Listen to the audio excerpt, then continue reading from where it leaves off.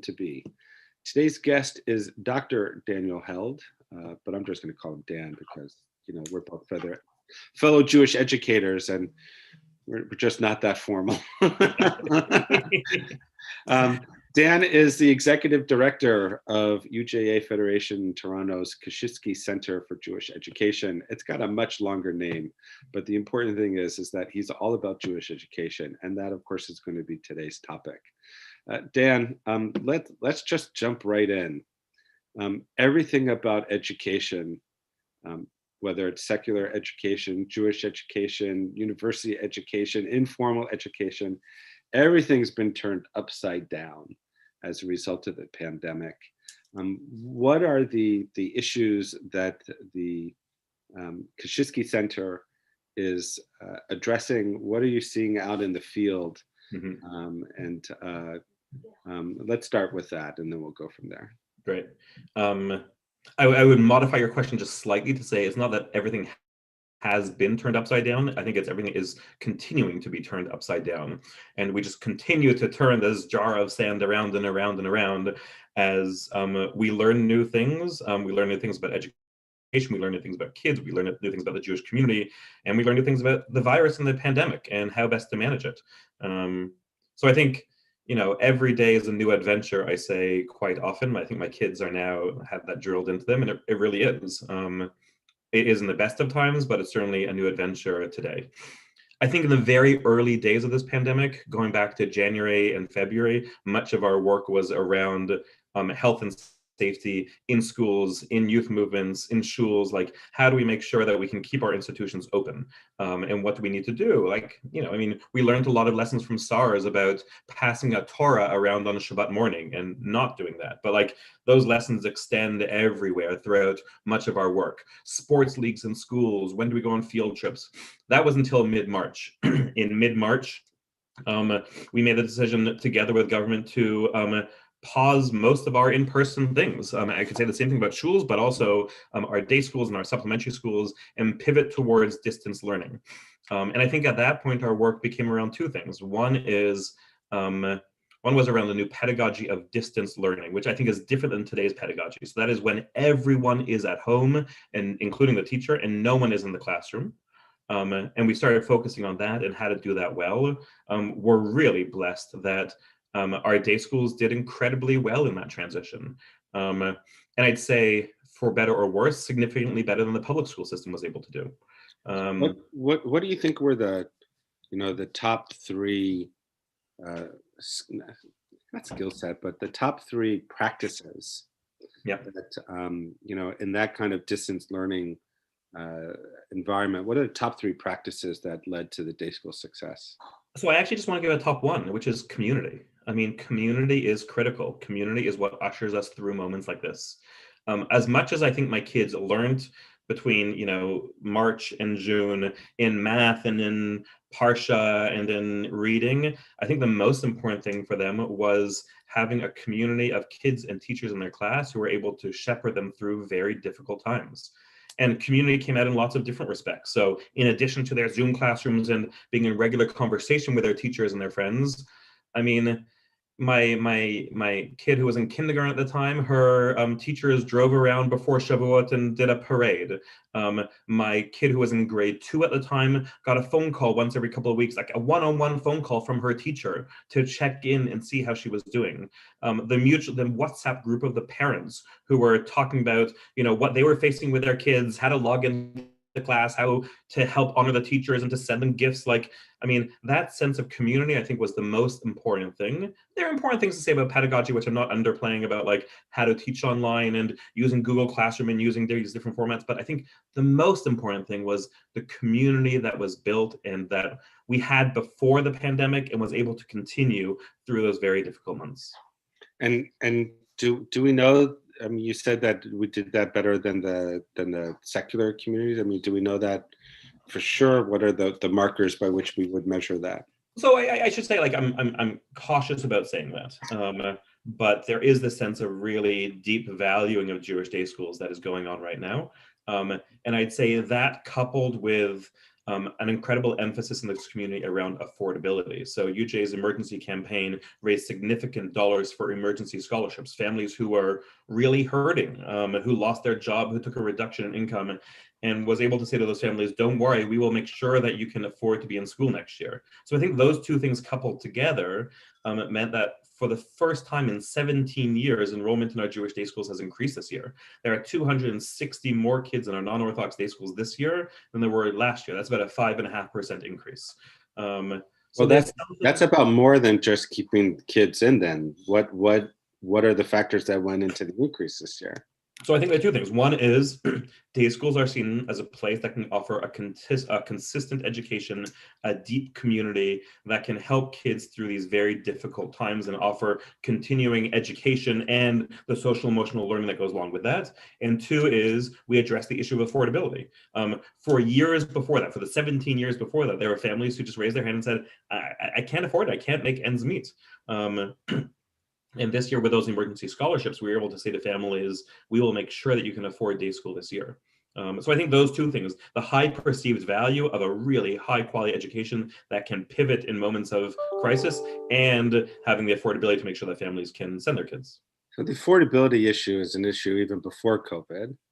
I know that the community has been working on creating a super fund in order to address the issues of affordability. Mm-hmm. How does the pandemic and the emergency scholarships feed into the long-term super fund and the affordability issues?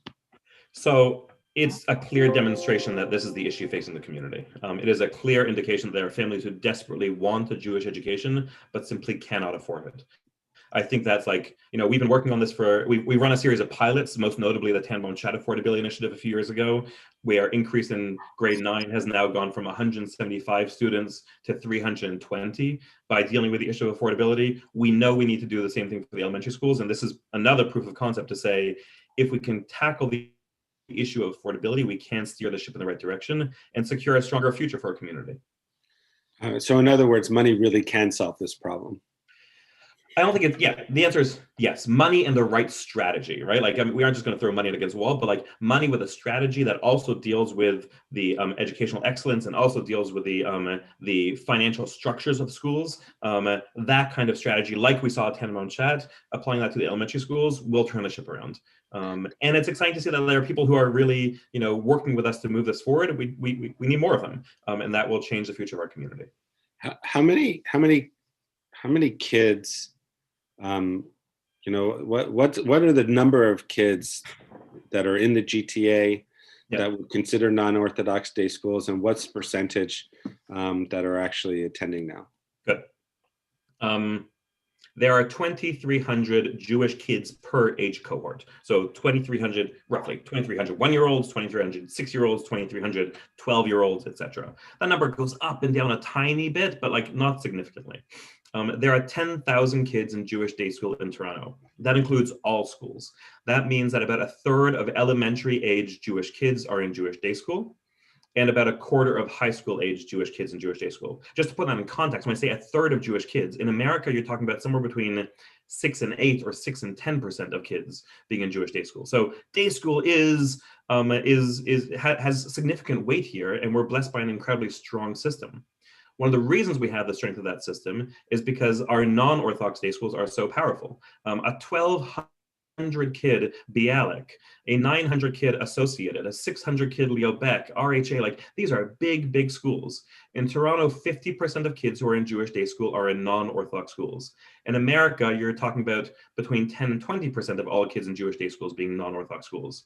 And I just want to reinforce the reason that's so important is not only because of the way that day school informs the individual kids' knowledge, attitude, aptitude, Jewish self, but also because of the ripple effect, right? Like Shabbat morning kid services at Beth Tzedek are stronger when you have a cadre of day school kids to lead it. Camp Ramah is stronger when there are day school kids to be counselors. Birthright is stronger when there are day school kids to be madrachim. Like the ripple effect from those day schools across our community is quite strong and profound. Well, so I actually want to push back a little bit on that. And let me, with a caveat, I mean, I am a huge day school supporter. More is more, right? Yep. Day school, camp, Jewish education, the more we can get, the better.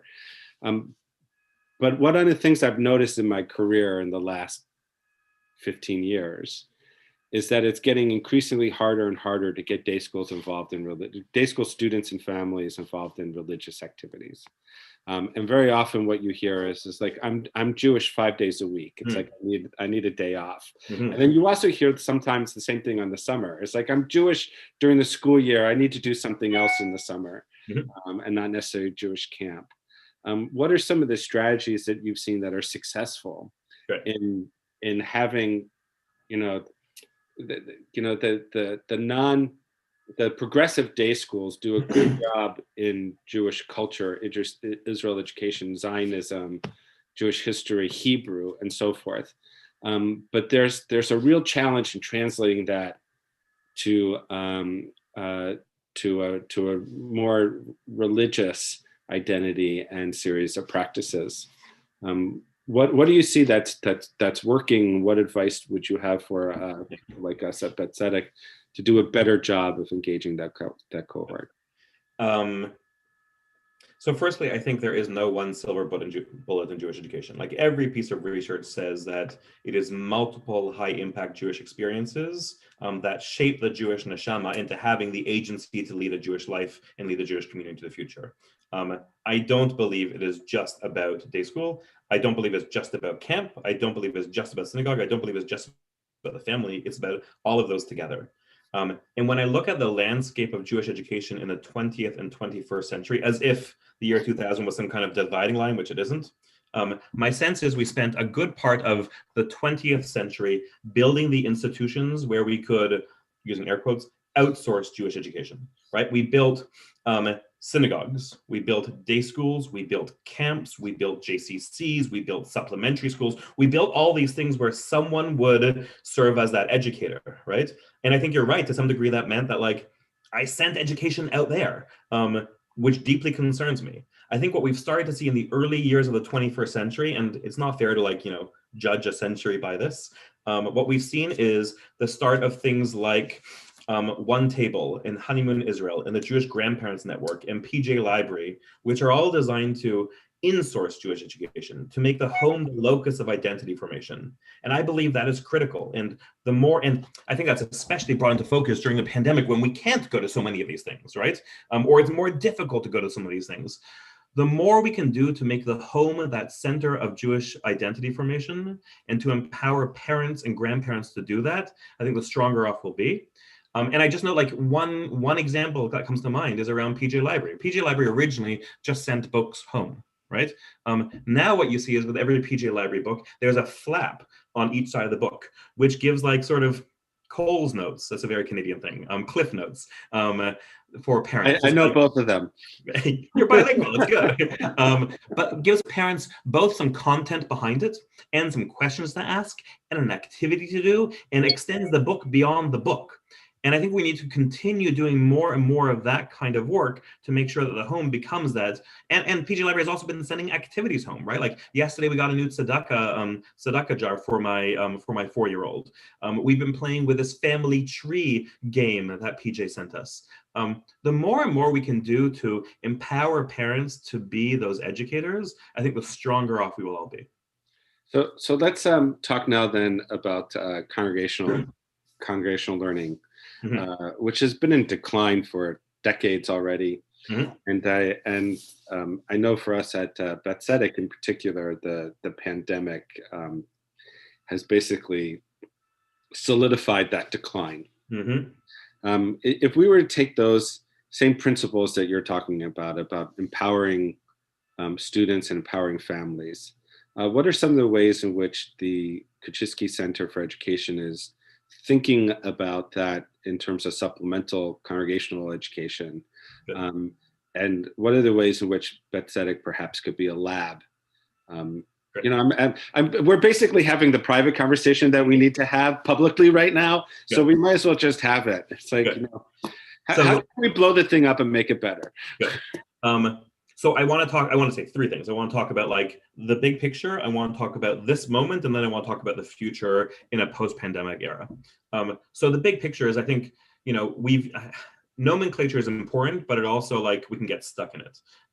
So I think we used to use the words congregational school, and I think both of those words are problematic. One is because it doesn't only happen in congregations anymore, and two is because it's really not school. Like it's really not school. It is good education, and it's Jewish education, but it doesn't have to happen in the place of the congregation, nor should it look like school. And I think we need to deal with both of those things. In the short term, I mean, Beth Tzedek is not the only congregation or the only part-time Jewish school or the only, Jewish educational program having this problem. Or congregational education center or whatever we want to call it. But across Toronto, enrollment in I'm going to call them supplementary schools, but enrollment in those programs is down by about 50% this year because of the pandemic. I mean, what we're finding is two things. One is families don't want to send their kids to another cohort of kids, right? Into another group where they might be exposed. What is primary to their lives right now is keeping their kids in the school they are in during the day. Right. Plus, there's Zoom fatigue and exactly. Number two is everything else that goes into it, right? Yeah. One of the things that we're working on right now that we're about to, I mean, we haven't brought this out, but like one of the things we think we could be doing is working with the existing providers, let's call it Beth Tzedek Congregational School, right? To make sure that we maintain relationships with those who are at home who aren't even registering this year. What would it look like if 3 or 4 times during the course of this year we send, a compelling package, like something that is like, something that's like great and a fun activity for kids to do at home. My kids right now get once a month a box of like STEM activities that they do, and they're relatively high quality and they come with like educational programs, and I do it with them and it's great fun for me to do with them. We should be doing that for like Jewish stuff as well.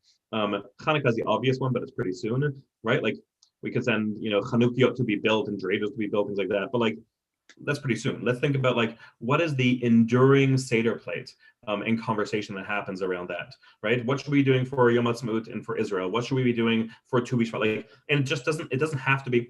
It doesn't just have to be around the Jewish calendar. They could be throughout the year. And the goals are a number. One is we want continued Jewish engagement during this year, right? Even while our kids are home, we want to then continue doing Jewish stuff. 2 is we want to engage parents in this, right? Like the family is key to Jewish identity formation, and moving away from the outsourcing towards the insourcing will be really important. And 3 is continuing to deepen the relationship between the institution where they were and the institution where we want them to come back to. So in our mind, this isn't necessarily just a gift from UJA or from the Koschitsky Center, but it becomes a gift from Beth Tzedek. And you send it out to your folks, right? Like to the people who were in your congregational school, and you call them and say like, how was the activity? And you organize a Zoom event for them to like show off the Seder plates. I don't know what it looks like, but like that's the kind of thing we're thinking about in this interim period, right? And the third piece is we need to reinvent what does congregational school look like in a post-pandemic era, right? Like, what does it look like for this Jewish education not to just to be in the grammar of schooling, right? Grade 1, grade 2, grade 3, grade 4, grade 5, you graduate at some point, right? We need to move away from schooling and towards compelling Jewish education where kids are having a lot of fun, where they're recommending it to others, where they feel like this is something that is informing my life and who I want to be. I would imagine that when you're thinking about that, you're thinking about how to bring camp into that, how to bring youth movements into that, and instead of thinking of these things as silos, but thinking about like an educational ecosystem that is working there, and some combination of, it's also the other thing that's changed is the time that people are willing to give to things, and the competition with other activities that generations past were not open to Jewish kids. Right. And so there would also have to be asynchronic as well as synchronic opportunities, perhaps individual learning or family educators, like specifically working with a family as opposed to with like families, and then maybe like also a retreat and educational travel components to it. I think those are all compelling. We spent before the pandemic a lot of time thinking about how to fit Jewish education into a family's regular life, right? And one of the things we were really thinking about was before and after school care. An increasing number of public school families are dual income families. They can't simply drop their kids off at 9 and pick them up at 3. because they're working beforehand and afterwards, and they're commuting. I mean, like everything that happens in someone's life. Many are paying private companies to take care of their kids before school and after school. And then are hesitant to then after that schlep their kids to the local shul, things like that. So what if we were to do that before and after school care in a Jewish way, right? As you said, together with camp, together with congregational education, together with youth movement. And even together with day schools. So like in Beth Tzedek's perspective, we have RHA in the building. We don't have to reinvent the wheel. 1,000%. There's a real potential partnership there. Exactly. So I think that's where our heads need to be going, which is, I mean, I don't mean to sound diminishing to Jewish education when I say convenience is king, but I have two hats on. I have like my educator hat, and I also have my family hat, right? Like I have to be a little bit quieter because the baby's going to sleep next door right now, right? And my life has to revolve around that, and I realize that as a parent, and that's the reality that families are facing today. Well, convenience is always a factor. People make decisions based on what's right for them at the moment in which they're making that decision. And I think that's always been the case. And if you don't recognize that, then you're just not living in reality. Yes, but I also think there used to be a time when people would check off boxes, right? Like, there used to be a time when supplementary school was required for bar mitzvah, right? So I spent I invested more effort in checking off that box. And I don't think we can live on we can hang our hat on requirements anymore. We have to make it compelling. Right. Because people have options, and there are people out there that'll do things only on the convenience and not necessarily on the compelling quality of the content. Exactly. As well. So where do we start? You got me really excited, Dan. Where do we start? What's next? I just want to say, one thing I've been thinking a lot is the Net Promoter Score in Jewish education. So the Net Promoter Score is a standardized question, which is if you've ever been to a hotel or flown on an airline. Will you recommend this to somebody else? Exactly. You always get the survey. And you want the 9s and 10s. Exactly. The 6 and below don't help you. 7 and 8 are people that are parv. It's the 9 and 10s that you want to get to.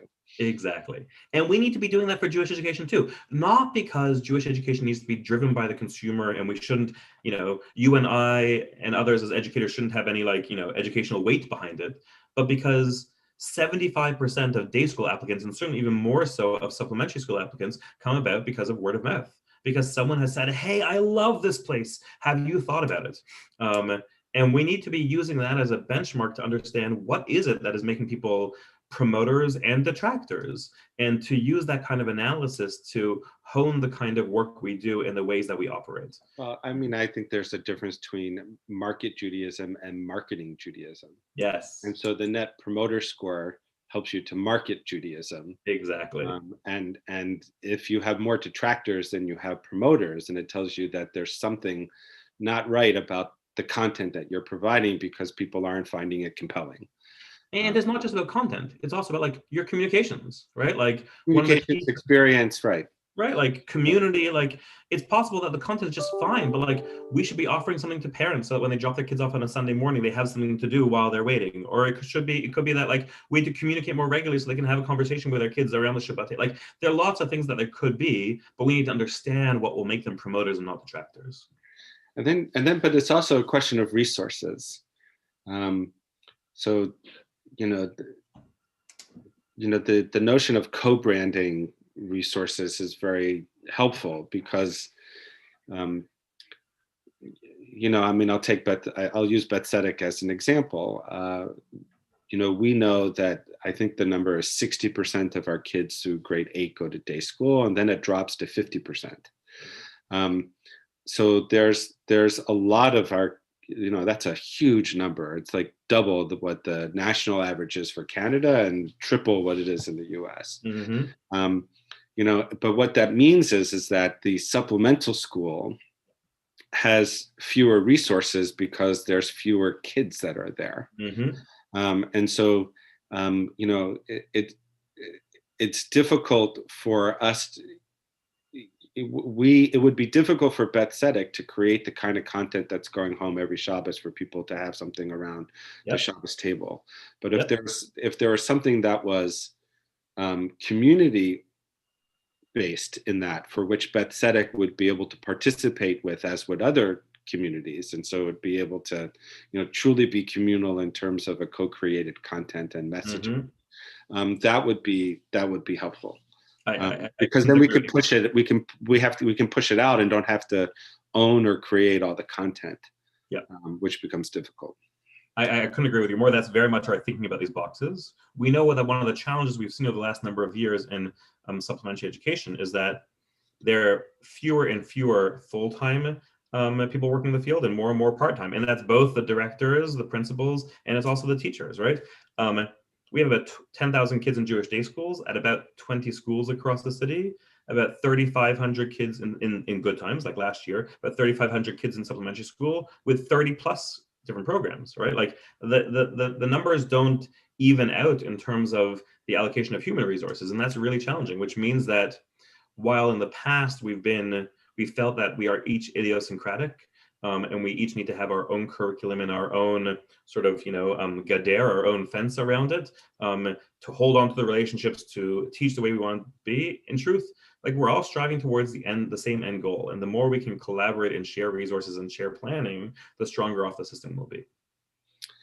So it gets me back to the question, and the question is, what's next, and how can you help? Again, I mean, I'll talk from Betzedek, obviously. We're so busy, right? And to think strategically about how you reposition these kinds of educational experiences that we're talking about. I don't know where we at Betzedek and our team get the headspace to pull back from like everything that's going on now, right? So like the whole pastoral care is through the roof. All the energy that goes into the pivot to technology, into live streaming, has just sucked up a lot of time, rightfully so, because it's our primary means of engagement at this time, but it sucks up a lot of time and energy. To think strategically about these educational issues. What can the Koschitsky Center do to help us, do that? And what's the next step? Great. So I'll say three things. One is, this is not like Koschitsky Torah, Tetzei Torah, right? Like there is we don't have the magic answers. So the first thing is... That's very disappointing, by the way. Totally. I mean, I want the diet pill. I want the diet pill that'll just help me lose 50 pounds. And I want you to give me the answers that will have 200 kids tomorrow in my school. Come on. I believe me, I'm with you. But I do believe that we can do this together. And we've doubled down recently on our community of practice of supplementary school educators, right? Who meet on a regular basis, who talk to each other, who dream together, and who really think together. So that's one piece. Number two is we're moving forward with this idea of these activity boxes to send home. And that is, like you said, sort of the communal resource that everyone can share. Not everyone needs to invest the bandwidth in creating. And number three is we're committed to dreaming together. We spent about 5 years working on the WOW initiative, which was about reforming and re-envisioning and redreaming what supplementary education looks like. Betzedek was a key part of that. It was critical. It allowed us to launch new programs, to double down on existing programs, and to really dream up of new models. I mean, new models, which, as I said, like before and after school care, an environmental focused program, an online learning program, like really interesting and innovative programs like that. We need to do more and more and more of that. But it can't just come from on top, right? Like it has to be organically developed from people who are driving these ideas forward and who are given the mandate to collaborate with others in order to do that. And I think by investing in our educators, because we have some phenomenal educators in our congregation, in our supplementary schools. So by really investing in them and giving them the ability to juggle these difficult things of, on one hand, running their school as it is now, and at the same time, re-envisioning and dreaming going forward, I think together we can come up with incredible ideas. All right. Challenge accepted. Good. And we're here to be supportive of that. Like we are here to dream together, to work together, to help new initiatives come to the fore, especially when they are that kind of collaborative resource sharing thing that you say, that's the future of our community. There's no question. Dan, thank you so much for being with us today. Thank you. It's a great conversation. I'm really excited to hear the thought process and the dreaming that's going on, and certainly been on our mind.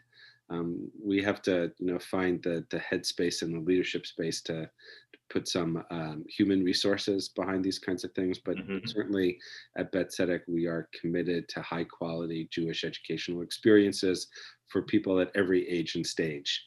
And we know that we have to do a better job, especially when it comes to those that have chosen other courses for their Jewish educational experiences besides the day school. And there's, 40% is still a couple hundred Of course. students Of course. that we're not reaching in an adequate manner. So to be continued, as we Great. say. I'm looking forward. I want to thank everyone for joining us today. Next week, Dr. Jill Andrew, the member of the provincial parliament for our neighborhood, will be with us. She too is an educator anyway. She is an educator, so we'll talk about what's happening in our neighborhood from a local political perspective and from an educational perspective. And we hope that you'll join us for everything that's happening at Bet Tzedek. All the opportunities remain spiritually near while we're physically distant. Visit us at our webpage, www.beth-tzedek.org. Thanks very much, everyone. Bye-bye.